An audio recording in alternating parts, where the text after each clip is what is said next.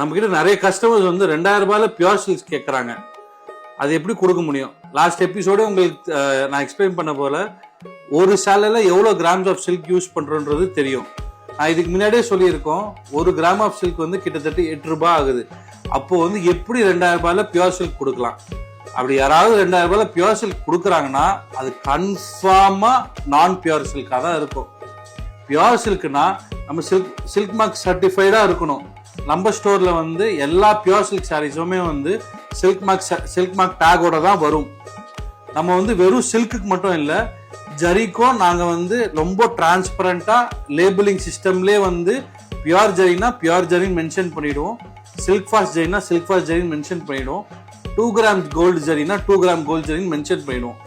இப்போ இந்த சேலையில பாத்தீங்கன்னா இந்த பாருங்க, இந்த டேக்லயே வந்து பியூர் ஜரினா பியூர் ஜரினே மென்ஷன் பண்ணியிருக்கோம்.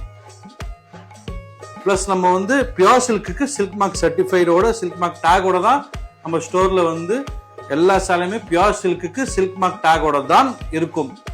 ஸோ வந்து 2000 ரூபாயில வந்து பியூர் சில்க் கொடுக்குறாங்கன்னா அது கன்ஃபார்ம் பியூர் சில்க் இல்லை. ப்ரைஸிங்லையும் குவாலிட்டிலையும் நம்ம கஸ்டமர்ஸ் கிட்ட ரொம்ப டிரான்ஸ்பரண்டாக இருக்கும். ஸோ நீங்கள் தைரியமாக பிஎம் சில்கில் வாங்கலாம். தேங்க்யூ.